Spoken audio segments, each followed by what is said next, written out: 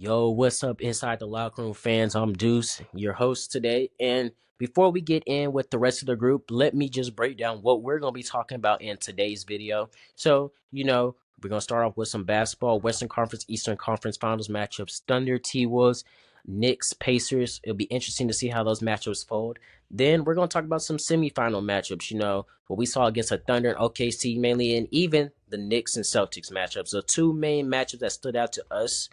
Then we'll soon dive into the MVP debate if we got time. But the NFL is where we're going to be having our main chats. NFL standings are our NFL standing predictions, I should say. Our schedule came out last week, and we're going to be, us and the team are going to really be giving our thoughts and insights on who is going to be the division winner and who's not going to win the division. Also, some sneaky dark horse teams and some surprise upsets. Also, the tush push potentially getting banned. The Packers have submitted a second approval, and this time it actually looks like it can get banned. Then we'll dive in to the NFLPA. We saw some rookies in their jerseys, and it's always nice to see that this time around. And then now, in our special news segment that we'll be covering with me and Adam, we'll be talking about some MLB news. The Yankees and Juan Soto, the Subway Series that just went on, and even the Mariners and some AL West teams. But stay tuned to more on this episode of Inside the Locker Room. Today, let's start. Semifinals. Thunder beat the Nuggets. Yes, what's sir. y'all's opinion on that before we hop into the Knicks over the Celtics? So, I'll go first, I guess. I feel like always right about this series. Everybody was talking about, oh, I wish the Nuggets won this series. Well, guess what? The Nuggets already had theirs. So now it's the OKC Thunder with Shai coming in hot. And Lou Dort was also raining in threes, and Williams was also just having a bunch of crazy dunks. And I feel like those boys were just having fun out there. I mean, even shout out Alex Caruso. So, going into this next series, it's going to be super interesting to see on how they stack up against the Timberwolves. But I guess I'll end it off like this. I was right. There you go. Yeah, no, I was gonna say shout out Alex Caruso. I forget the exact percentage, but I think he guarded Jokic 70% or 80% of possessions. And that's like a 6'5" or 6'6" dude guarding a 6'10" dude. And ex-Laker, so I always love to see it. I've always loved Alex Caruso's game. SGA came through when it mattered most. He hit like a nice dagger three earlier in the series. Team all rounded into form.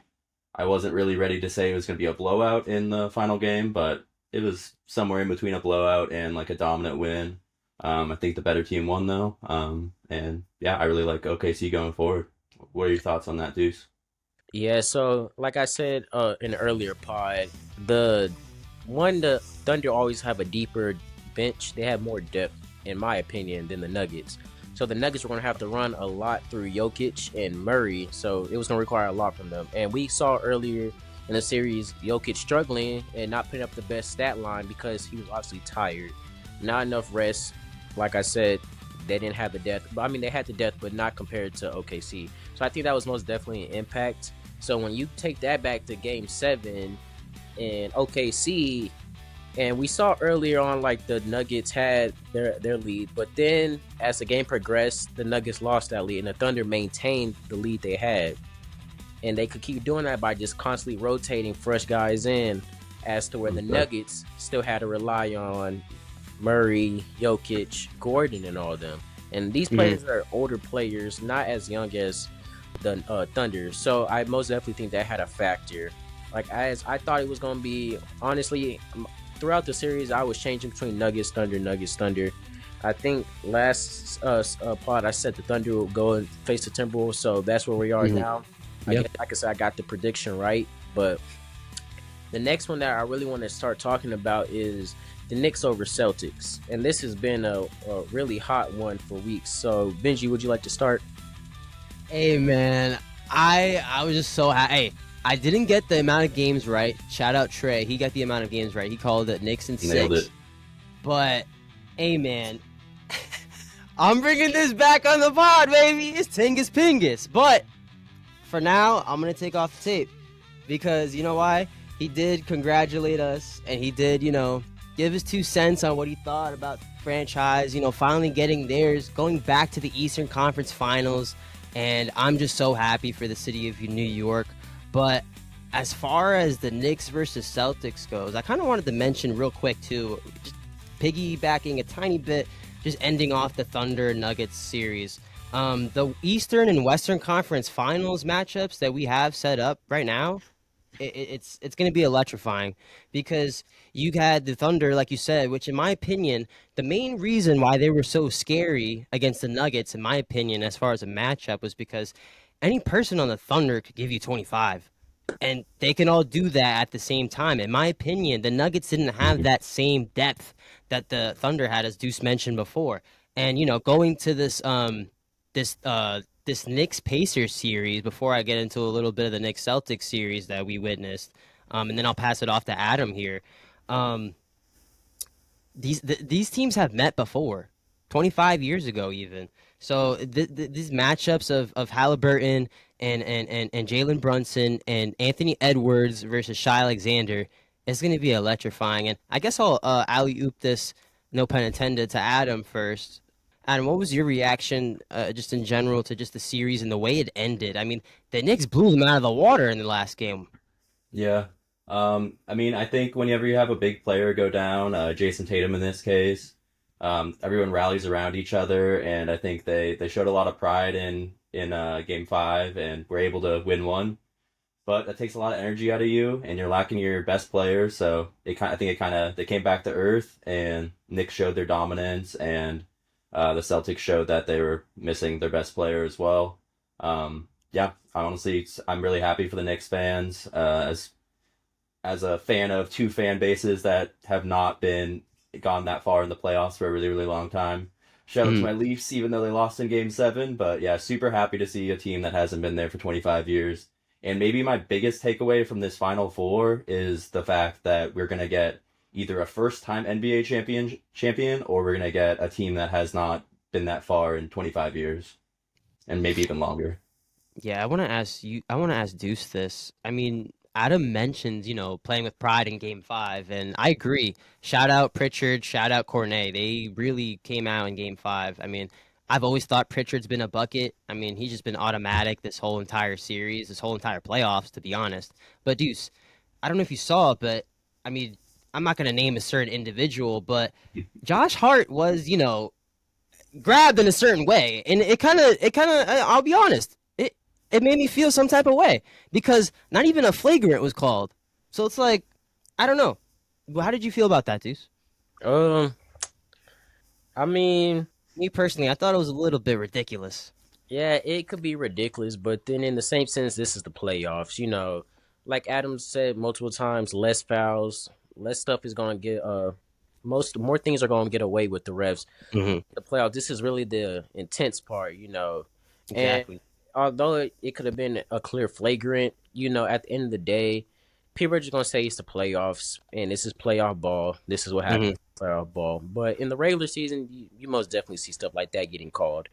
But Yeah, that was honestly my biggest takeaway from this Knicks Celtics series. If you guys have been paying attention to our podcast, I started off with this NBA playoffs talk with the NBA playoffs are just different. So it just also just went to the fact too that we haven't not we, but the Knicks haven't beaten the Celtics the whole year in the regular season. And then what happens when the playoffs come around? It's a whole different story. So I feel like this series really honed in that fact, and really honed in the fact that fans can make a huge difference, and just this atmosphere could just be so electric.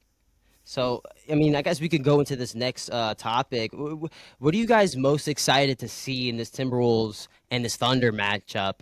We'll talk about the conference finals now. Adam, I'll start with you. I mean, as far as in the Western Conference, I do think the Thunder are going to come out on top. However, I wouldn't be surprised if it goes 7 games. I think it's going to be a dogfight. And the interesting part will be the fact that the Thunder do actually match up with the bigs of the Timberwolves. The way that the Timberwolves were able to dominate the Lakers, and just really play through their bigs, and then have Anthony Edwards doing what he does, of course. But so you're gonna have SGA versus Anthony Edwards, but like maybe I could see some big games from Chet Holmgren. So I got SGA, and they're honestly my favorite to win the championship right now. But I wouldn't be surprised if it goes 7. But I will take Thunder in 6 will be my prediction. Yeah, so I'm not gonna give my prediction yet because I honestly don't know, but I will say it has a very possibility to go to 6 or 7 games. Both these teams are talented. They got the depth. They're young. They're still fresh. Well, not. I would say the Timberwolves got more experience, more playoff veterans and experience, and Rudy Gobert, Julius Randle, Mike Conley, and them. But I do think these are still 2 young, hot teams, in my opinion, that could really go to a game 6 or 7. The Anthony Edwards matchup with Cheyenne, that's going to be a fun one.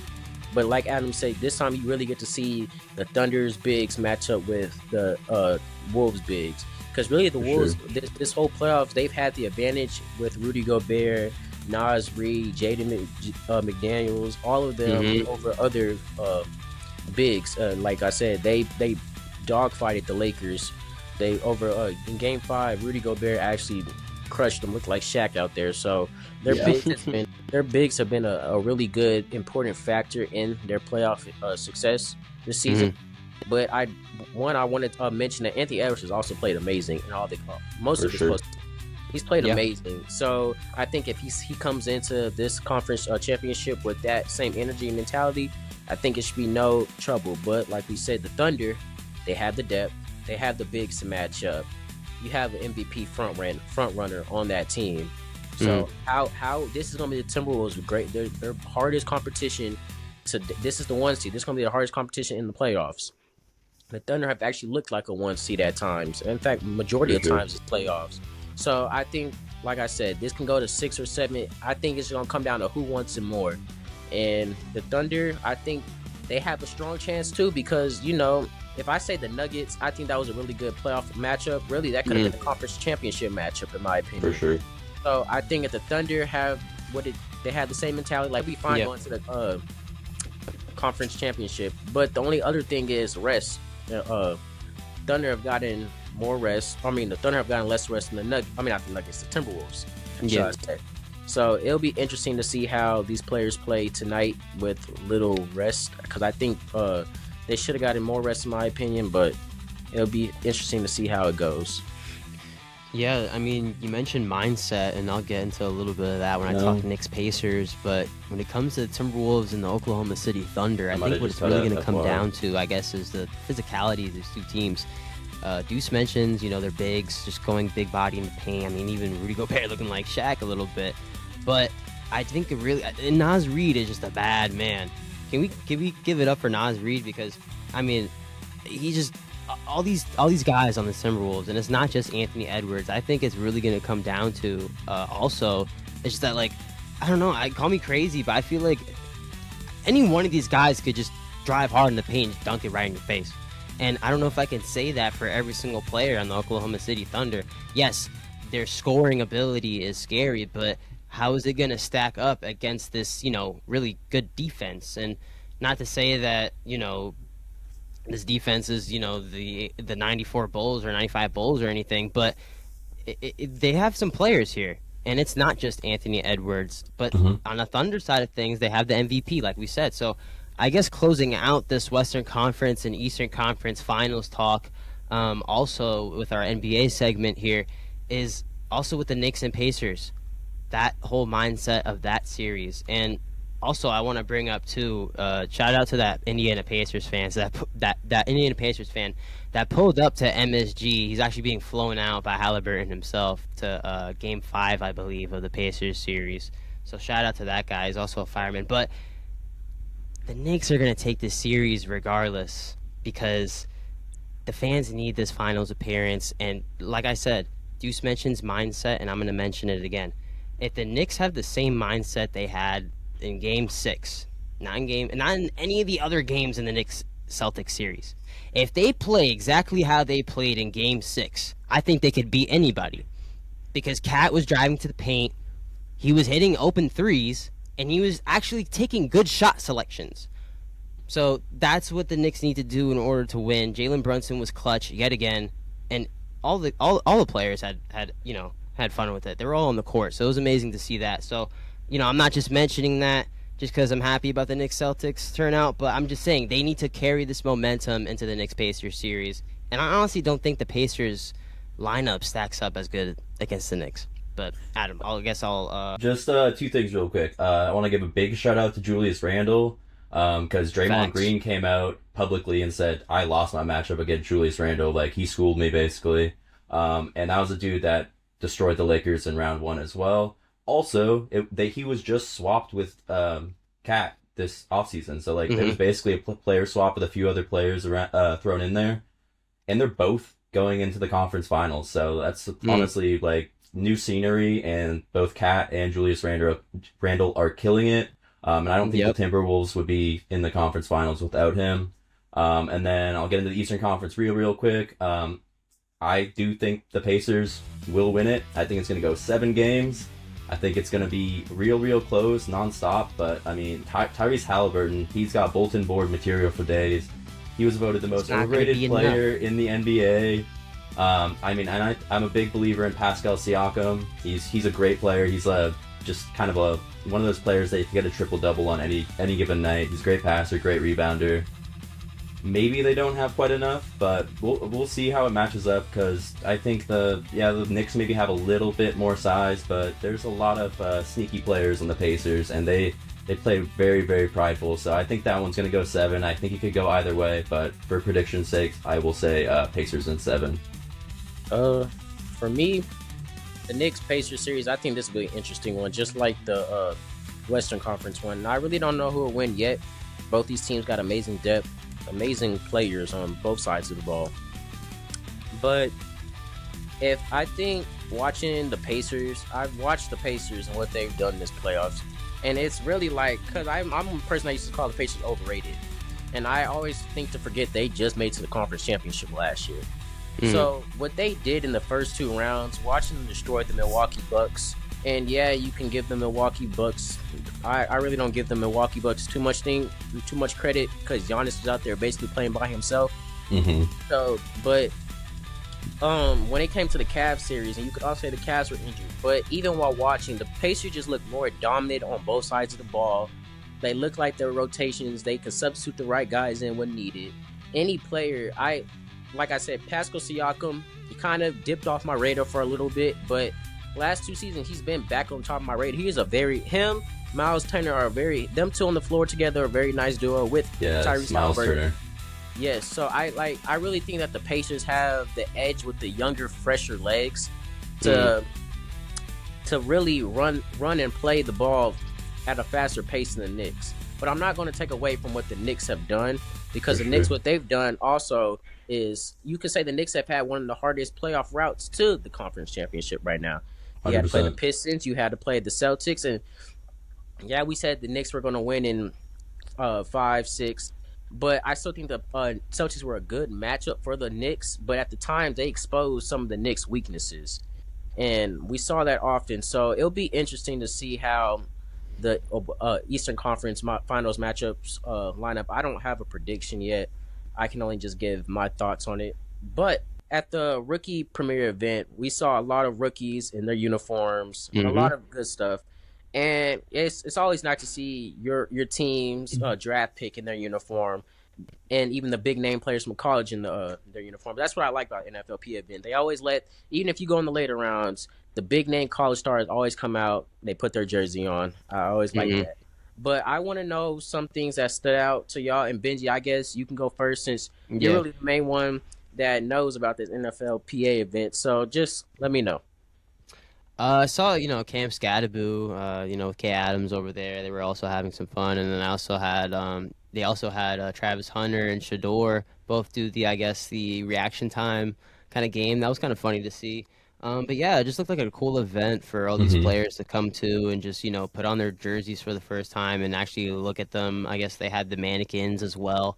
It was funny because Shador and Cam Ward were kind of joking, or actually Cam Ward was joking with Shador. He's like, "Yo, let's do our jersey swap right here, right now." But Shador wasn't having it.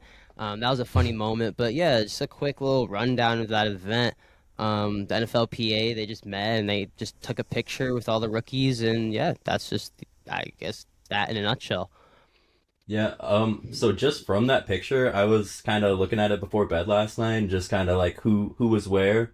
I Hmm. noticed that Dylan Gabriel's in like the front on the far left, and then Shadur Sanders is on the far right in the very, very back. Like they could not have been further away from each other. And I mean, I'm not saying anything about it. I just thought it was kind of funny. You had Cam Scatterbo front and center, like you just see how big he is. And Jaden Higgins was right behind him. He also looked like a mammoth of a human being. Like some of the quarterbacks were grouped up, some of the running backs were grouped up, so it's kind of cool to see that way. But yeah, other than that, I guess that was pretty much all I had to say about. Oh, the other thing, that was what I was trying to say.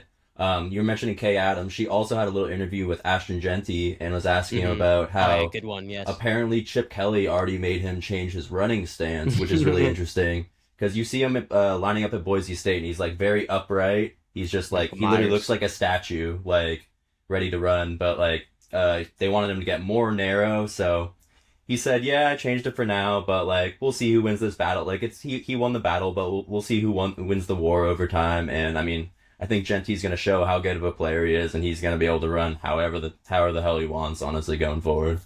Yeah, Chip Kelly was like comparing it to like a sort of like basketball stance, but Mhm. I'll alley-oop this to Deuce again. Deuce, would you the NFL meeting? The coaches also met. They're also thinking about banning the tush push. What do you think about that, Deuce? Um, I always hate like giving the tush pushes props because it's Eagles that run it, but you always Mm. got to give a play its props. It works. Hmm. And I think if something works and it's not in the rule books, why you got to all of a sudden you got to come up and say play your health, to take away from it. So I think that really takes away from the Eagles' strategy because that's just another strategy to win. They found a play that works and it suits them. I mean, Hundred why don't percent. other NFL teams just go and try it if they want themselves? But I think the Eagles really just found out how to. They have strong players at the front of the line, and they know how to work the play. Now, if other teams can't work it, why not? Why you take that away from the Eagles? But if I were an NFL owner, I would vote against it. As much as I hate to see it work against my favorite team, they found if my favorite team found a way to a play that just for them that can make them win games, I will be all up for it. So that's just my two cents on it.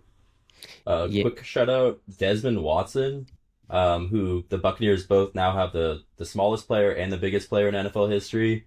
That man is 6'6", and he had a higher vertical than 6'10" NBA prospect for this incoming draft. So like that dude can move. I was watching him do the ladder drills. That dude can really move, and his nickname is already the Tush Push Stopper. So honestly, like why doesn't more teams get like a guy like that you can just actually stop the tush push with? And I don't think it's any less safe than any like 1 yard running play. Like Tank Dell didn't get injured on a 1 yard tush push play. It was just a 1 yard running play where for whatever reason he was expected to block on the inside. So it's like any injury can happen on any 1 yard play at any time. So I'm in agreement that if I was an NFL owner, I would vote against removing it. And also it's just kind of showing that the Packers are the ones that are kind of trying to propose it both times too. So I mean, just let it be, in my opinion. Yeah, per NBC News, they're saying the Packers have emerged as the most vocal opposition to the play, creating a proposal that would prohibit any offensive player for pushing a teammate. So maybe they just want to go back to, instead of doing a tush push, just get it with a quarterback sneak or a halfback dive. That those plays already exist, basically. That, I guess a good point that was also mentioned.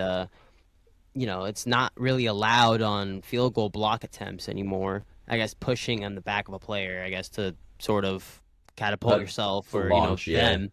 So it's like I see that side of the argument as well because that's a very, very good point. Because it's like if it's illegal on kickoffs or not kickoffs, field goals, then why would you have it legal on the 1 yard line? So I guess that's kind of the biggest I think thing for me because I feel like again that's a very good point. Um, so yeah, I guess we can get into our early standing predictions now. Sure. So let's see. I'll start with AFC East. I have the Bills winning the division.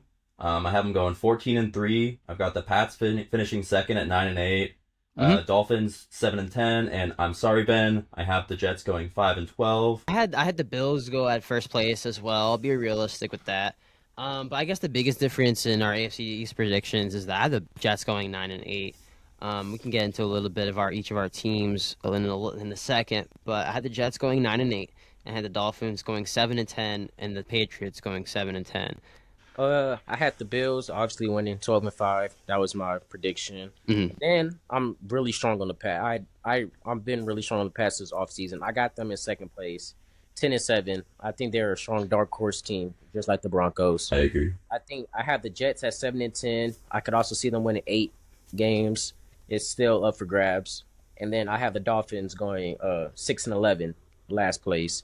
I just think they got too many pieces that have left, and it's not going to be the same Dolphins we saw a few years ago. So, So moving to AFC North, I have the Ravens going 13-4. Got the Bengals going 10-7 and limping into the playoffs as the 7th seed.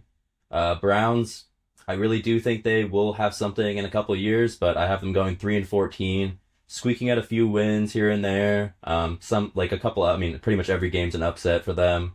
And I have the Steelers finishing 2-15, and that could change quickly. But right now, we don't know who's playing quarterback. Maybe Aaron Rodgers will be, maybe he won't. Maybe it'll be Will Howard. Yeah, I mean, our predictions for the AFC North are actually almost identical. I had the Ravens going 15-2, the Bengals also at 10-7, and then I had the Steelers and Browns both tied for 4th place and 3rd place going 3-14. And like we said, those are just big question marks with the quarterback positions, but I think both of those teams are going to be something in a few years, especially the Browns, because they just killed the draft. But Deuce, what did you have for the AFC North? Had the Ravens going 14-3. I think this is going to be another season where Lamar's top in MVP talks. Then had the Bengals going 10-7. I just don't think, as much as they lose, I don't think with that offense you can truly ever write them out. And I think Joe Burrow always knows how to really show up come playoff time or come around playoff time. They did last season, and they were close to it. So I always got hope in the Bengals. But this is where I give the Steelers 3rd place, and I'm really high on Will Howard. I think if he succeeds well in Mike Tomlin's offensive system, he'll be fine, Yeah. And I've been high on Will Howard ever since college, even last year in his championship run. I've always been high on him. He's a game changer. He knows what it takes to win, and if he does right, I think they can finish 6-11. I also think if you get Aaron Rodgers somehow, or I think the Jets. I'm not the Jets, but the Steelers have a high chance of winning over 5-6 games. Not again. That's bro, only, in my opinion, that's only with Will Howard and if they get Aaron Rodgers. If they have Mason Rudolph start at quarterback, I don't got hope for the Steelers. I think this is gonna be the first time Mike Tomlin does not finish over 500. Sadly, I agree. But, same. I think that streak's gonna get broken. I think we'll see how the time comes, because somehow they always find a way to finish over 500. But No, they definitely do. And I have the Browns finishing 5-12. They could lose a few more games, but I think there's going to be a few games, like Adam said, every game is an upset for them. But I think there'll be a few games where, their offense will show up and their defense will show up and win them some games. All right. AFC South, I have Texans going 11-6, winning the division. Jaguars 8-9. I see an improvement. I don't see them being a playoff team yet. Probably still need some more on defense the most. Obviously, Brian Thomas Jr. is great, and you got adding Travis Hunter. So, I mean, Liam Cohen, he's an offensive mind. I think their offense could be humming, and they could, 9-8 wouldn't be outside of the cards, I don't think. But 8-9 is what I've got so far. Colts, I got them going 6-11. They're sneaky good at home, but they're not a good road team, and I gotta see it to believe it with Anthony Richardson. Obviously, they got Jonathan Taylor. They added DJ Giddens to back him up because he's a really good guy to have in the wing. Because Jonathan Taylor misses on average 2-3 games a year. And then the Titans. I'm sorry, the Titans and any Titans fans watching, but I think they're gonna have the number 1 overall pick again, and I have them going 1-16. Dang. Yep. Well, it's funny you say that. Well, that's not funny that you said that. But I was just gonna say all the records that you just said. It's funny because I'm noticing a trend here, guys.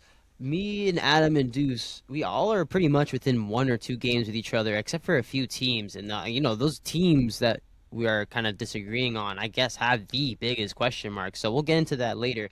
But as Totally. far as the AFC South goes, I have the Texans going 13-3. I think it's CJ Stroud's year as well, not just Lamar. I think the Texans should have gone farther in the playoffs last year, but I also have the Jaguars going 7-10, so not too far from Adam's prediction either. And I have the Colts going 5-12. So just another team Yeah. that's just about a win or two there. And I gave the Titans a little bit more love at home. I had them going 3-13. So, not the prettiest record, but I like what they did with Cam Ward, surrounding him with talent, also giving him his college wide receiver, Restrepo from Miami as well. So, I mean, Deuce, what did you have for the AFC South? Uh, I think and I'm not trying to cause any harm to the AFC South fans, but I think AFC South this season will be incredibly mid. I got a feeling, and I don't know why, but just going through the schedules. So I have the Texans at 9-8, and Mm-mm. they could win a couple more I can games, see it. but I could really see them winning 9-10 games. And I think their offense just is not the same as it was CJ Stroud's rookie year, Mm. and I think Texans still have that spark to win, but I really just think they're going to be a 9-8 team. I have the Is Colts it? at 7-10, but Nah. that could really much drop to 5-6 wins. Like I said, this is going to be a mid division. It, Uh, I'm still not as high on the Jags yet, even though they got Travis Hunter. I loved it, but Trevor Lawrence raises a lot of question marks for me, and I'm gonna give a shout out to Answer the Call on here. He's pointed out on multiple of my posts, how is Travis Hunter, or not Travis Hunter, but Trevor Lawrence going to do? Like, we can see Travis Hunter be the change, but Trevor Lawrence has to play a part in it too. And if Mm-hmm. he's playing like consistently mid or not the best ball, can you really rely on Trevor Lawrence as your quarterback to win games? So hmm I really just had thinking about it. I got the Jags at 4-13, but you can see him win a couple. Ooh, ow. But I Yeah, just don't. I don't really that'd be trust. crazy. Yeah, but But and you're then right. Could happen. It could It's a happen. prove. It could it's. happen. It's a prove it or move it year for Trevor, in my opinion. He has all the pieces now. ETN is healthy again, so Brian Thomas Jr. is a dog, so I he mean, really but has all the pieces on offense that that they he could just really signed ask him to a for. So huge and that contract too. though. and So like I'm I don't think he I can go anywhere. I like their offense. I like I just I think in this division, I think with this team, yeah, your surrounding question marks rely around Trevor Lawrence. I think he's the make I it would or break agree. it. If he plays well, I think you can see the Jags win hmm 7, 8, 7, 5, not 5, but 6, 7, 8 wins. Yeah, 7 But to 10. if he doesn't play the best, I could see them drop down to 4, 3 wins. For sure. Because like I said, this division to me is just going to be incredibly mid. But then I have the Titans. I think where we all agree at is dead last. I had them initially with 2 wins, but then Mm, I bumped it up to 3-14. I gave them some little grace, but I still think they're going to have a top 5 draft pick next year. I liked Agreed. how they surrounded Cam Ward, but I just think this team right now, it doesn't have the experience yet. mm. But I most definitely think come around Cam Ward's second season, he gets more weapons. Hopefully in free agency and in the draft, they'll be better suited to compete for the championship spot. Now, I wouldn't discredit Tennessee's defense either. Their defense was so scary last year with all the sacks and all the defensive guys they had. So, maybe they shock a little bit of people here and there. But yeah, we all agreed that they were going to be last place. So now going to the AFC West. Adam, what did you have? Just one tiny thing about the AFC South. I just think the Trevor Lawrence and Anthony Richardson, if they play great, like we could see a Josh Allen type like raise of level for Anthony Richardson. That happens, they could have a crazy season. If it doesn't, they could end up really low. Same with Trevor Lawrence, if he plays like he did 2 years ago, could be a really good season or could end up with 4 wins. So there's a Mm. lot of turmoil in that division, and I think the Texans are the only ones that are a little bit safe. But over to AFC West, I have the Chiefs still winning the division, but narrowly. I have them going 13-4, and then I have the Broncos going 12-5. I just think Broncos defense, they did have they didn't play the best in some really clutch moments, So their number one defense can be a little misleading. So someone mentioned that to me. I honestly I can't remember exactly who. Otherwise, I'd shut them out. But the Broncos defense did get a lot better. I had Jahdae Barron as a top 15 player. They got him at 20. So now you got him with Pat Surtain, and Jahdae Barron can play a nickel. He can play close to line of scrimmage, or he could play the opposite cornerback on the outside. So he's got a lot of juice, and they also added Dre Greenlaw from the 49ers and Hufanga as well. So like those are two players that are a little injury prone, but when they're playing, they are very, very good players. And then over to the Chargers, I have them 11-6. So right now I have the Chiefs, Broncos, and Chargers all as playoff teams. Chiefs 2 seed, Broncos 5 seed, and Chargers at the 6 seed. I think they're going to run the ball a ton with Omarion Hampton, and Najee Harris. And they got Trey Harris, who I think is a really underrated player. He led the entire nation in yards per rep run at 5.12 last year. And that's going with Ladd McConkey now. So you get Justin Herbert a few more weapons. You got him a great, great running back. So that division is going to be a very, very fun division to watch. And I think even the Raiders, they could do better. I have the Raiders going 5-12, but taking a decent step forward. But they could surprise because Geno Smith, he's been the most accurate quarterback for a while. He's a great player. Add Ashton Genty, and I'm maybe the biggest fan of Jack Betch. I've loved that dude since January, since the Senior Bowl. He was Senior Bowl MVP, and to me, he's a day one starter. And from reports I've heard, he's already showing out.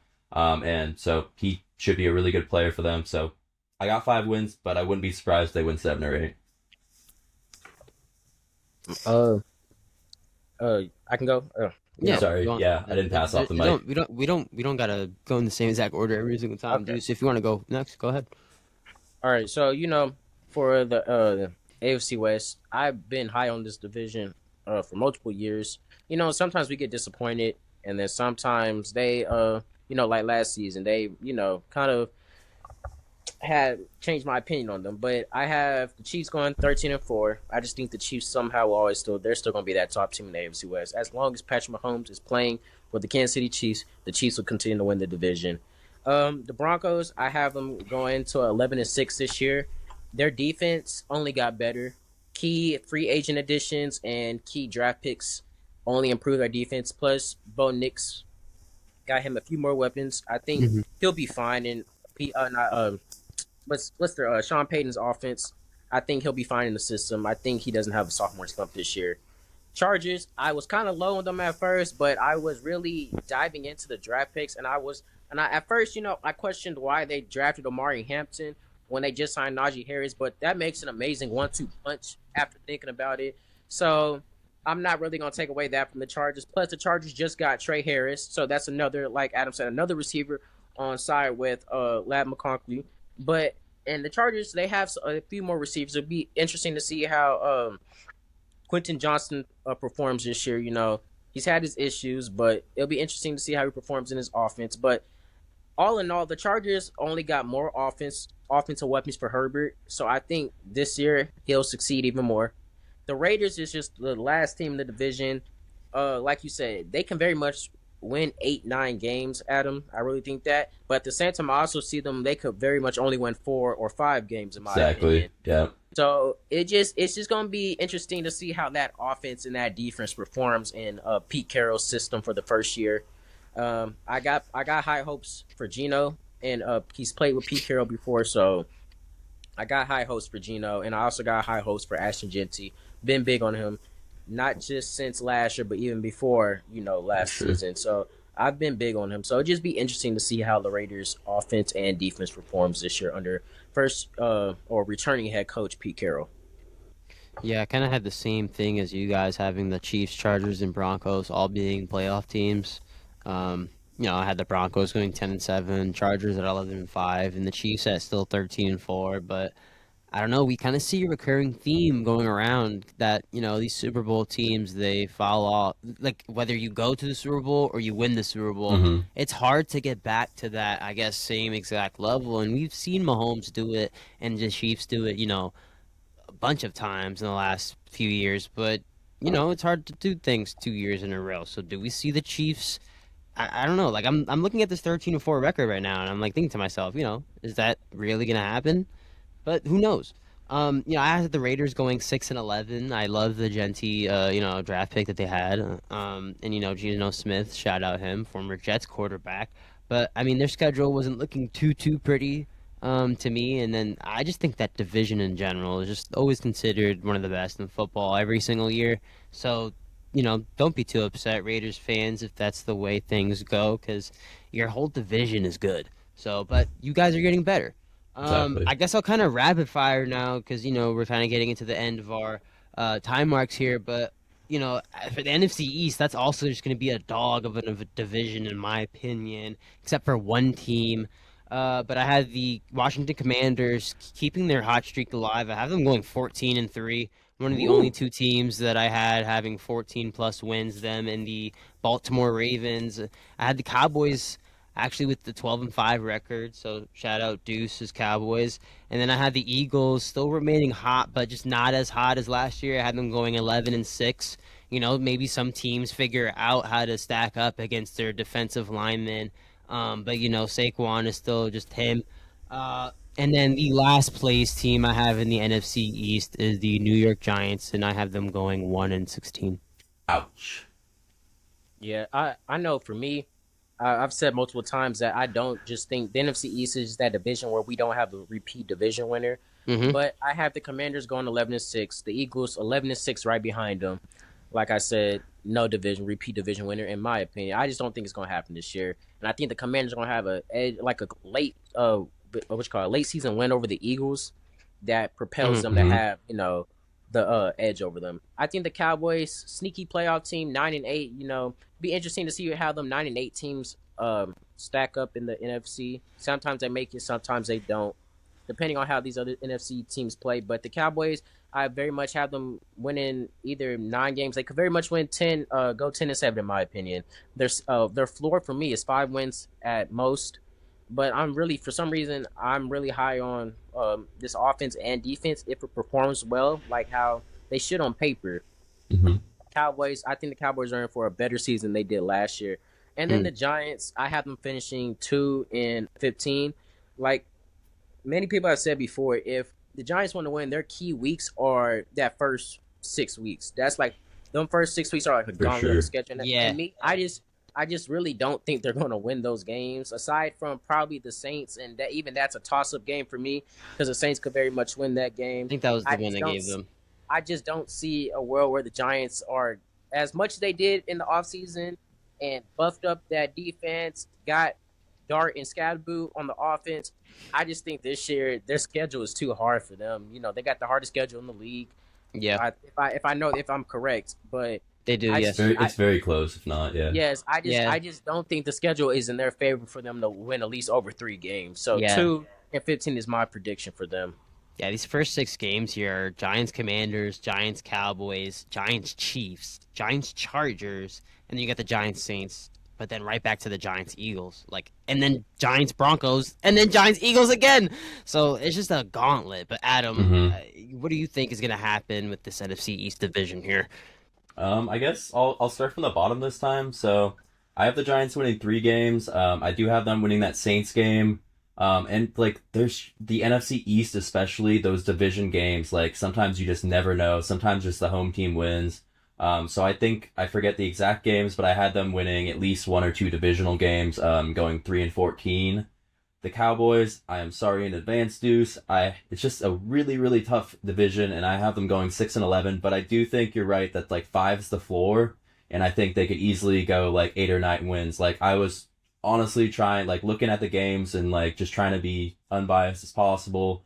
But I wanted to give them a few more wins, but it was hard, and I tried not to think about their win totals as I'm looking at the teams. So unfortunately, I have them going 6-11, but I could see them easily going as high as 9-8. The Commanders I have finishing second, very, very close behind the Eagles, but I do think we're gonna get the first division repeat. Since the Eagles did it, I think it was about 20 years ago, but the Eagles were the last team to do it. And I think the Eagles are going to go 12-5, and yeah, like I said, Commanders 11-6. So Commanders will make the playoff as the 6th seed. But I just have 2 playoff teams coming from that division, and I think it's just going to be everyone beats up on each other, and I think that's going to be a big problem. Which getting into the next division, That's another tough division. Probably the toughest division in football, but there's definitely a few like you could say AFC West as well, but maybe not with the Mhm. Raiders, but NFC North. So I'll start and then pass it around. Yeah. So Lions, I have them going 14-3. I have them winning again. I think Aiden Hutchinson, he had 7.5 sacks through 5 games last year. He's gonna come back with a vengeance. That dude is already looking really, really good in his rehab. I'm not sure if he's gonna be ready for week 1, but I think there's a very high chance he will be. And I think he could win the Defensive Player of the Year if they just have a few less injuries, because they were, by the time like they had the highest win total. They were the best team in the entire NFL last year. Mm. And that was with all their injuries. So if they just have like 3 injuries instead of like 12 injuries, like I think they could honestly challenge for a Super Bowl. They're one of my favorite early Super Bowl favorites. Not saying they are going to win the Super Bowl, but Vikings I have going 11-6.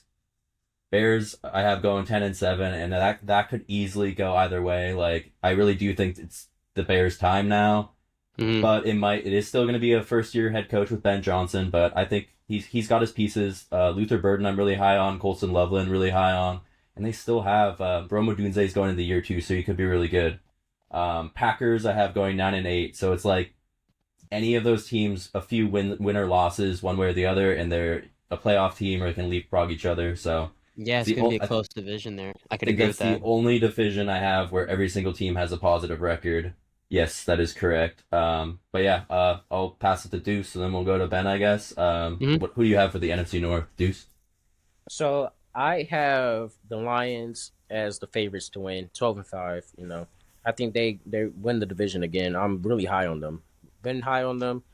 I just think they don't take a step down this year. But you know, it's the NFC North. Anything can happen. So I didn't want to give my next team to the Packers. I have them going 12-5, and this can very much, like Adam said, can go another way. This can go. They can very much well drop, and you're gonna see this with my next 3 teams. But they could very much drop to at least like 7, 8 wins, in my opinion. So I just think from the Packers down, I just think they could. Anything can turn for them. I then Yeah. have the Vikings going 8-9, but that could very much well be 10 wins. You know, I just think there's going to be a few games that don't go in the Vikings' favor, and this is also JJ McCarthy's actual rookie year. Great So point. so I'm not going to give him so much like praise because he could always not perform the best, and I'm not wishing that on him. But I just think it's a first year quarterback, so it'll be interesting to see. But 8-9 for them, and then just like I have the Bears going 7-10, but they could very much win 10 games. You know, a few key games. You know, and these could be rivalry games that they lose. Like I just think the Packers going to have an edge over the Bears, and I always think that the Packers somewhat own the Bears, in my opinion. But we could very much well see these games turn the tide. It's the NFC North, in my opinion. These are the games that I always consider like the actual dog fights of rivalry For games. sure. So these games always just they could turn the tide for any of these teams. Any of these teams could have 10 wins, in my opinion. So And I looked this and up. Sorry, I'll pass it off to Benji. No worries. But Lions they were undefeated on the road last year. That one kind of blew my mind. So I think with this division, it kind of boils down to like they all have really good home records, and that like usually the home team's going to win in most of these games. But the Lions, that's why I think they will win again, is just because they're so good offensively and defensively. So they just show up on the road, show up in so many ways. But yeah, who do you have winning the division and standings, Ben? I got the Green Bay Packers, and that's because of a man named Jordan Love. I think he's going to have an insane year next year just because of the weapons that they added for him to throw to. They have Matthew Golden now, Savion Williams, and, the Dobbs and all the other receivers they have, like Watson. So Jordan Love has so many, weapons to just Jaden throw to Reed. now. Jaden Reed. And then they have Josh Jacobs as their running back. So Mhm. I just really like what the Packers are doing on offense, and then just on the defensive side of the ball as well. They have my boy Rashawn Gary. Shout out Rashawn Gary, former Scotch Plains Fanwood alumni. But I don't know. I just like their schedule, how it's stacked up. I have the Lions right after them at 11-6. I think the biggest thing for the Detroit Lions this year is just how they're going to play with losing both of their coordinators. I know that their head coach is Dan Campbell is not really worried about it, but I don't know. I just feel like it's gonna matter. Just losing both of them in the same year, I think they'll maybe have to figure out a couple games here and there. And then I have the That's a Bears good going point. 9-8. So, right there with you guys, some of these teams, if one or two of these games go the other way, we could see the Bears making the playoffs next year. I have them the seventh And then, seed. or even, yeah, so that's an exciting thing for Bears fans to hope for. And then I have the Vikings going 5-12. I think, that's just the biggest question mark for me is just how is JJ McCarthy going to look? He's not going to be as, fresh of meat per se, as a rookie because he's, sat a whole year due to an injury. So, he's sat and learned, but you just don't know. Hmm. And I guess now segueing into the NFC South, I'm just gonna go through this quickly now.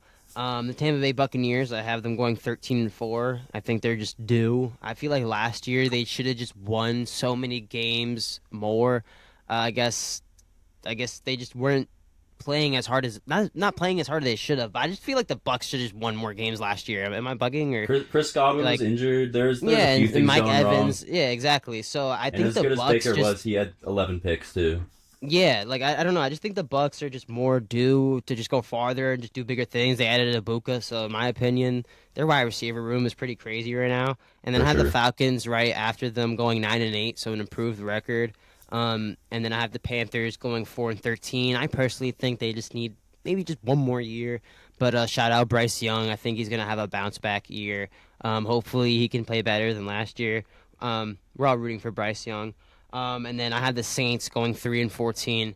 Just the biggest question mark is what is the quarterback play going to be like, and that's just the biggest thing on any football team. So that's why I have the Saints at that record. You want to go So next, Deuce? yeah, So so for me, I have the Bucks going 10-7. And just like the AFC South, I think this is just another division that's just like aside from the Bucks, just incredibly mid. So I think the Bucks go 10-7. They only improve their offense, and I've always been high on their defense. You get Ibuka in the draft. You also get a steal in Tez Johnson. I still hmm think it's an absolute steal if Hmm. you watch him play at Oregon. So, and I can't think of a few more offensive pieces they got in the draft, but they did improve there. So I always give them. I think the Bucks are just still going to ride high at the top of the NFC South. Then I go to the Charge. I'm not the Chargers, but the Falcons. Uh, Penix. I think he really gets this time. He really gets his time to shine. Edges out 7 wins. The Falcons. They have the pieces to win. The young pieces to win. From Robinson to Drake London, all of them. hmm So I'm really high on the Falcons. I don't think they're going to win over 8, 9 games, but I think 7 wins is in the right step, in the right progress. Same as the Panthers. Bryce Young, I haven't gone 7-10 as well. Bryce Young, we Like saw it it. later in the season. He really started to make a name for himself, started to hmm improve in close games. The Chiefs, Eagles, for instance, really close games last year, and I think he finished out the season on a positive note. And they only added players and weapons for him on the offensive side of the ball. I still don't think he gets over 10 wins, but 7 wins, like I said, in the right progress. And eventually, next season, I think they get in the playoffs. And then the Saints, the biggest question is the quarterback play. I have them hmm going 3-14. Biggest question is the quarterback play. Um, we thought Shador was going to go there. And even aside from Shador, I just like the quarterback play. I just think that the offensive side of the ball doesn't have they need the quarterback for one. But even then, offensive side of the ball isn't totally the best, what I should say. hmm And without a good enough quarterback, and that's where we say the quarterback play. Without a good enough quarterback, I just don't see them really succeeding. And I like Kellen Moore as an offensive coordinator, but I just think this year, as his first year as a head coach, I just don't think it's going to work out well for him in the sense of he just doesn't have the roster right now. In the sense of trying to work with what they got, but aside from Chris Olave and who's possibly in trade talks right now, I just think the Saints just don't have all the pieces falling in the right direction for them. Agreed. So moving over to my picks then, I have the Buccaneers going 11-6. Not quite as high as some of y'all have, but I do think they're going to win the division. They'll come in at the 4 seed based off my other teams I have. So I mean, it's interesting that almost every single division so far we've agreed on at least a division winner, and like some of them like the entire 1 through 4. So that hmm NFC North, I mean, we were all over the place there, so that one's definitely gonna be interesting to watch. Like, I think any team, I think we all had Lions, but after that, like 2 through 4 could go any way. They all could make the playoffs. One could make the playoffs. So, continuing on with the South, though, I have the Falcons going 9-8. I think they addressed their biggest need with Jalen Walker. I had him going 8th overall to the Panthers. He fell all the way to 15, so that's an absolute steal. He plays off-ball linebacker. He's pretty good in coverage as well. And then they added James Pierce. In my opinion, shout out to my guys on Sneakers and Sports podcast, where I was talking Falcons and Saints and Browns the other day. Really good guys. Definitely go check them out. But we were talking about James Pierce and how I thought they gave up a little bit too much. But if it works out and they end up like a 9-8 or maybe even better at 10-7 or 11-6, then it could be worth it, because the first round pick they gave up will not necessarily be like a top 15 pick. It could just be 20-30, or it could be 25-32. So I do think they're good. I do not have them making the playoffs. I have the Bears as my last playoff team at 10-7, so they will just narrowly miss out. But again, a couple of these games could go one way or the other, and they could make the playoffs. But I think huge step forward. I think Kyle Pitts, he's gonna finally, I'm gonna go out on a limb and I'm gonna say he's gonna have that second breakout season, because he had 1,000 yards year one, then he's fallen off a cliff. But I'm a big believer in Michael Penix, living in Washington State and watching UW, so I think he's gonna unlock him. Drake London, of course, was really good last year. He already showed the connection with Penix, and Bijan Robinson is literally, maybe not the best, maybe right behind Saquon Barkley. He's definitely top 3 or top 4 backs in the league. I mean, Derrick Henry as well. You got to throw Derrick Henry top 3 as well. So moving on to the Panthers, I have them going 6-11. I could see a couple games going one way or the other and them ending up with 7 or 8 wins, but I do think they'll miss the playoffs. But big step forward. Shout out Tet McMillan. I think he's going to be a huge player for Bryce Young, and I've heard Xavier Legette has the game's kind of slowed down for him. And Jalen Coker, sneaky good player last year. So I think they're gonna, and Jatavion Sanders at tight end too. So they have a lot of good pieces. They had one of the worst defenses in NFL history, if not the worst, last year. So they're gonna have to come back from Jr. Yeah, that's true. That's another sleeper. Like for anyone in fantasy football leagues, he's the most added player right now, and honestly, big sleeper. He's a smaller guy. He's probably gonna have to play in the slot, but if he can avoid hits or actually learn to take some hits, I think he's a very fast player, and he's a freak athlete. And then moving to the Saints, shout out Michael on the podcast, not here right now, and I'm sorry sorry for all this, but I have the Saints going 2-15.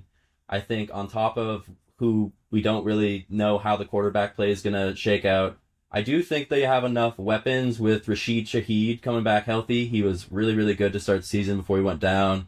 Jawan Johnson re-signed. He's a really good player. But I think it's going to be on defense, too. Their defense is a little bit spotty.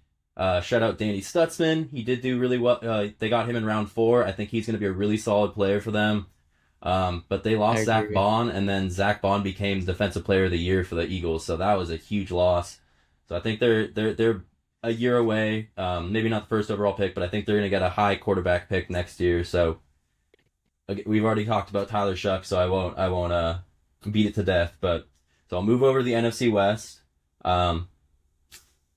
Honestly, was not trying to be biased at all, but I have the Seahawks winning the division at 12-5. I think they have a pretty easy schedule. It's kind of the opposite of some other teams that have the gauntlet at the beginning. A lot of things I've been reading is they probably will go 5-2. If they go 6-1 in the first 7 games, then they could be looking like really, really good and riding high. So I have them winning the division at 12-5. I have the Rams going 10-7, and it's just one game here or there. I have them barely missing the playoffs, and some people would think that's crazy. I think that they could, if they win one more game, they're in the playoffs over the Bears, and then they'd be right behind the Commanders, the 7th seeds. And the NFC West is another like dogfight division, so that could go either way. But right now, I have them at 10-7, narrowly missing the playoffs. Cardinals 9-8. I think they're going to have a positive record. They added some nice pieces in free agency, both on offense and defense, and in the draft. I thought they had a pretty good draft. But 49ers, and I know there's going to be a lot of 49ers fans not happy about this, but I have them going 7-10, and I'll pass it off to Deuce right now, and who do you have winning the division in the NFC West? So I have the Seahawks basically winning the division, Let's and go. I've been super high on the Seahawks. But really, let me just start off to say this: the NFC West has a very easy schedule, in Mm, my opinion. Mm-hmm. So they have one of the easiest schedules in the league, if not the easiest schedules in the league, I believe. So I most definitely think that's going to play into a lot of teams' favors and why they do so well. But I have the Seahawks going 13-4. Very much could go 12 and same record. 5. I think they're going to start off the season strong, 6-2 at least, or at least even 7-1. Could very much see it. Love to hear. Then this is where I go into the 49ers, and they could very much well drop to 7-8 wins. But I think even though they lost a good amount of weapons, I somehow the 49ers, I don't know. They're just like one of them teams to me that always, when the regular season comes, they play ball correctly. And Mm, if no injuries, and this is not a perfect world, but in a perfect world, if there was no injuries, I think the 49ers will play that in their favor and do nice on defense. And you can see some few key breakout players. Definitely. That's most definitely keep in mind. I think the Rams go 10-7, but I think they're going to be in the Seahawks position where they just don't make the playoffs, but they will have over a 500 record. mm. Uh, and Adam, I believe, right, the Seahawks they were 10-7 last year, They right, were and they didn't yeah make the playoffs. the only 10-win team to not make the playoffs Yeah, last year. so That's correct. I think this year, the Rams very much could well be that 10-7 team that doesn't make the playoffs, but they very much well could make the playoffs. I'm still high on them. They added Devontae Adams, and I've always been a fan of their defense. Mm. Always been a fan of their defense. I think they'll be fine, but my biggest question is just on the offensive side of the ball is how is Matthew Stafford and how are all of them going to adjust well on the offensive side of the ball. But I most definitely think the Rams will be in a fine situation under Sean McVay to go 10 wins, even 11 wins at most. But I'm always riding high on the Rams. And then the Cardinals, 8-9, very much go 9-8, like Adam said, like what they did and adding them key free agents. So it'd be interesting to see how the NFC West plays out, because the NFC West is another division I always call a dogfight division. Mm. These teams Agreed. we could very much well see the Cardinals go into Seattle and beat, or Seattle go into Arizona and beat them. So it's just a few games can turn the tide for each of these teams, and I gotta look more into the Rams and Cardinals schedule, Mm. to really see and break down how I think these games would go in a perfect world without injuries. But it'll be interesting to see how this division is. I do think this is going to be one of the better divisions in the league. And, yeah, we'll just see how it goes. I'll just drop one stat. The Seahawks are 7-0 versus the Cardinals dating back to 2021. So that's one team that has the Cardinals number. I know you were talking about the last podcast, or maybe off air, about how they have the Cowboys number in Jerry World since it was built. So that's just one thing to mention. But the Cardinals do well against the 49ers and against the Rams. So that's why I have them going 9-8. And then, so yeah, I had the same exact record for the Seahawks as Deuce. I had them going 13-4 as well. I also think it's gonna be very interesting to see Jalen Milroe in some packages as well. They said they were gonna sprinkle him in depending on the package here and there. So that's gonna be fun to see Milroe doing that. And then I have the Rams again, like you guys, right there behind them, but I have them going 9-8. So just one less win. And then the Cardinals, I have them still going 5-12. I like me some Kyler Murray, but I don't know. I just feel like there's just a lot of question marks on that team, and they're just still just very young. But I think Marvin Harrison Jr. is going to have a way better year and just a breakout year too, because he's put on some muscle, he's put on some weight, he's been in the weight room, he's putting in the work. So I think Marvin Harrison Jr. is just going to continue to soar in the league. And then in the last place, I also agree with you, Adam. I think the 49ers, they've had a fall off, and I think. I'm not going to lie. I think I've picked the 49ers as some of the upset kind of losses for them here because, I feel like the Dolphins could easily beat the 49ers. I feel like, teams like the Patriots could very much beat them. So that's why I have them, I guess, with the record they have. And even though these records are very early and, we did go game one by one. Next year, all the plot lines that we have, I guess, quote unquote, and all the games and revenge games and all the fabulous primetime games we'll have, it's just going to be extraordinary to watch next year, especially all the players that have been added through the draft, as me and Adam and Deuce and Michael have all covered that draft. But I guess before I sign off, guys, what's the one team you guys think, I guess, as sort of a dark horse, is just you just know they're going to be improving next year compared to last year? I guess I'll start. Before I leave, I'm just going to say, guys, I think the Chargers are going to be a team to watch next year. Their running back room is For sure. scary. And, who knows if they add another DB to pair with Derwin James, like Jalen Ramsey or who else? Names to my tongue. I'm sorry. Jair Alexander. Sorry. There you go. So, That's cool. I think like the Chargers have a lot of potential here. But yeah, that's, I For guess, the me, last thing I'll say today. I guess I would say the dark horse team, and I keep saying this is, I'll say it every podcast, is the Patriots. Knew it was I love coming. what I love what they did, and I'm keep saying the Patriots to the season until I see otherwise. But I love what the Patriots, they address the needs on the offense and defense side of the ball. Plus, Mike Vrabel, we saw what he did in Tennessee. I think he can really unlock Drake May and have Drake May take off and have that leap. Drake May has the weapons, and I like the Stephon Diggs signing. That gives some at least veteran mentorship in the locker room to the younger receivers. I'm very high on Will Campbell. I think he adds extra protection to that O line, and I really just think you can see the Patriots win 10 games this year. Really, even I think 9 to 10 is that mark, but I do see them making the playoffs this Mm. year. I think they're going to be back on track coming even next season. So. I love the Patriots. That is another one of my sleepers, but I'll definitely talk about someone else. I have the Patriots just barely missing.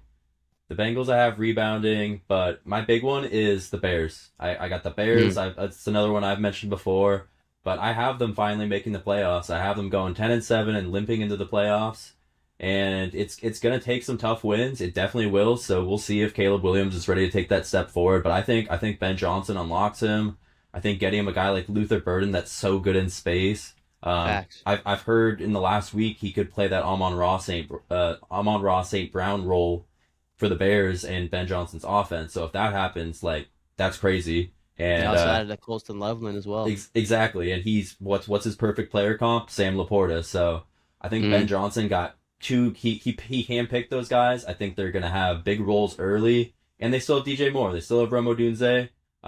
Their defense was sneaky good last year. They weren't a top 5 defense, but they were a top 12 or top 14 defense. They were above average at defense.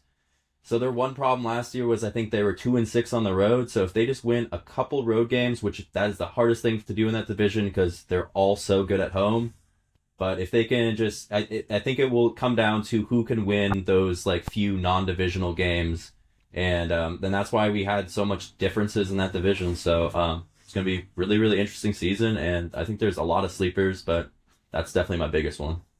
Yankees, Mets, Juan Soto. Adam, would you like to give your insights and opinions on that series and really Juan Soto in general? Because I've heard he didn't have the best of series, and he was seen getting yelled at by coaches. So, just what's your opinion and thoughts on that? Yeah, I mean the big headlines were like the lack of hustle, and the coach said he's gonna talk to him about it. But just breaking down what he did in the series, he was 0 for 2 in Game 1 in the Game 1 series loss to the Yankees. He did have 3 walks, so I'll take that with a little bit of grain of salt. He did that. That's still a solid showing. He was still on base 60% of the time, which is very good. Game 2, that was the game the Mets were able to win because they took 1 out of 3, and he went 1 for 4. Did have one of the runs in that game, so that was maybe his biggest impact. And then Game 3, another dominating victory for the Yankees, and he was 0 for 4 and was not on base at all. And getting into the yelling at or the coaches yelling at him. So yeah, that was probably hustle related, but maybe even more than that because he's an outfielder. I mean, the Yankees fans, they are relentless, and I'm sure he was hearing it the entire game. Probably not so nice things, and he has publicly said that he wanted to re-sign with the Yankees. It just kind of boiled down to a few details. Maybe it was because the Mets gave him a box for his family. Maybe it was something else, but the money was very similar, and I know he wanted to be a Yankee, so I'm sure it was a very tough series for him. But yeah, Yankees took 2 out of 3, so big series for the winning the Subway Series, I think is what they call it, for the Yankees. Yeah, so as we tie into Yankees, but really we look at the AL West, and the games are starting to separate, but the games are 2 to 3 games close, all 2-3 game difference from 1 down to the 5, and I watched Angels and Athletics play last night. And what really stood out to me is that the AL West, these teams are really, really good. Athletics, they show that they got the dogfight in them. And last year, it wasn't the best. But I just think they're in the right direction. Them and the Angels are in the right direction. It's going to be tough to really see who wins the division. But I think the Mariners are going to, squeak this out and ultimately win the division. They look like the best team. They've had their 9-game winning streak earlier in the season. But Adam, would you like to give some more insight on the Mariners and the AL West? Yeah, most definitely. So I mean, I'll just get into a little bit of like the recent run. So they were the hottest team in baseball for over a month. They had won 9 straight series wins, which huge. That has not happened for a long time for Mariners fans. And they're not doing it with pitching. They're doing it with offense, which was totally unexpected because some people would look at the roster and be like, that's a bunch of nobodies. And we have our Logan Gilbert, and has been out for a while. He started the season, then he's been out with injury. George Kirby has not pitched the entire year, and he's probably our best pitcher or just as good as Logan Gilbert. So we're missing 2 really big arms. Shout out Brian Wu, who I believe has now started 6 innings, or he's thrown for 6 innings in every single start, and he's definitely been the Mariners' best pitcher so far. But after that 9 straight series win, then they were swept by the Blue Jays, and the Blue Jays, they kind of always have the Mariners number. I know Toronto fans, I've gone to a lot of Mariners games when the Blue Jays are in town, and they just filled the stadium with blue, and not Mariners blue, it's Toronto Blue Jays blue. They basically buy out the ballpark as soon as the schedule is released and the tickets are available, so it's always a really fun series to go to. But obviously after that sweep, then we played the Yankees, and there was some close games, but the Yankees took 2 out of 3. But then we played the Padres and swept the Padres, who had a better record coming into the series. So that was a huge 3-game stretch. And then yesterday won 5-1 against the White Sox. So that game will be starting here in a couple hours. So it's another nice run for the Mariners. They're now at 27-19, same record as the Yankees actually, both leading their division currently. And I think it's something that can continue. Just a few stats. Cal Raleigh and Jorge Polanco are both top 4 in WRC plus, which is weighted runs created for anyone that doesn't know baseball very well. So it's basically like how much of an impact you're creating above average. And the only person that's in front of Jorge Polanco, who a lot of people were hating on before the season, I love Jorge Polanco. I thought he just wasn't healthy, and he's bounced back nicely. Jorge Polanco he has the highest WRC plus, which is 192. So for anyone that doesn't know baseball very well, 100 is MLB average. Judge has literally alien 252, but Jorge Polanco is the closest one behind him at 192. So that's insane. And then Kyle Raleigh has his is 169, so that is 4th best in the majors right now.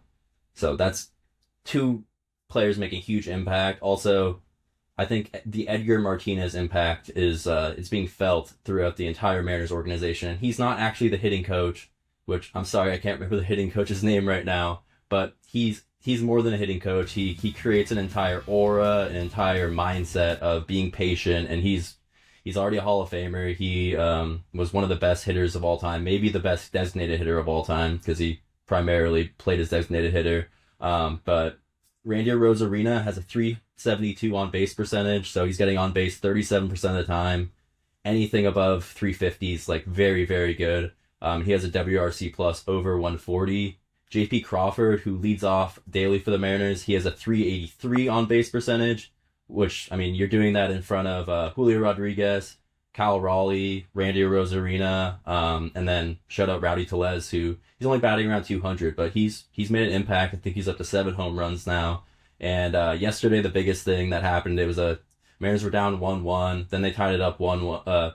They're down 1-0, and then they tied it up 1-1. And then Julio Rodriguez hit a grand slam to just tear the game wide open. And then they held on to that lead and won the game 5-1. And the last thing I'll say is Andres Munoz. He's probably been the best relief pitcher in baseball.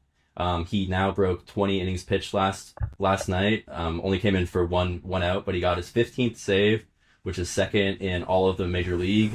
And he has not allowed an earned run yet. And he's striking out more than one per inning. So having an absolute fantastic season, almost like otherworldly, something that's almost impossible to do through 20 inning pitch, but he's doing it, and something that I think can continue. His only problem his entire career has been getting banged up with injuries. So I think if we're just careful with how much we use him, it's going to be a very, very good season for the Mariners that can continue. And the last thing is, so the Mariners now have a 6-game road winning streak coming into today. So another exciting game. So anyone that likes baseball, definitely tune into that Mariners versus Chicago White Sox game tonight. Yeah, so before we wrap this up, I just want to give a few key games, that I would just watch, that are playing on tonight. So, the first one I have is the Yankees and the Rangers, Yankees 27-19, Rangers 25-23. The Rangers are going to the Yankee Stadium, but it'll be interesting to see how Yankees. Yeah, I think the Yankees are going to pull this series out. I see them winning. Maybe they may sweep the Rangers, even 2 games, but it'll be interesting to see how this series plays out. Another one I would say is the Rays and the Astros. If y'all, if we have any Tampa Bay Rays fans, it'll be interesting to see that. And then the Angels and the Athletics series is another one that I would say watch. These are your 4 and 5 seed in teams in the division. But I will say this: these teams look like, mainly the Athletics, they look like a different team than last year. They look like they look like they want to win, and they may not make it to the playoffs this year, but by the time they get to Las Vegas, I most definitely think they could be a playoff team if everything is projecting in the right direction. Mm-hmm. But that is our MLB segment, and we'll be talking more MLB in the upcoming weeks, even a few special MLB guest accounts and creators. But like, comment, subscribe, everything, Instagram, Twitter, or X, whatever y'all call it, YouTube for sure. But we need y'all's help to help us grow, and we want to grow with y'all. But as always, it's love from Inside the Locker Room. Y'all stay safe, have a good day, and stay tuned for more.